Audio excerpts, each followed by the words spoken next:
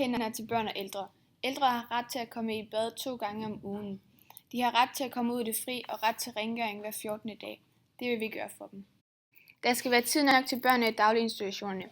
Vi skal sikre, at barnet udfordres og har god plads til at skabe relationer med andre børn. Vi mener, at der skal være tilstrækkeligt med pædagoger i alle institutionerne.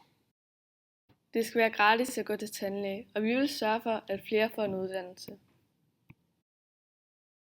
Vi skal investere i grøn teknologi. Vi skal genbruge vores ressourcer, og skadelige kemikalier skal ud af vores omgivelser.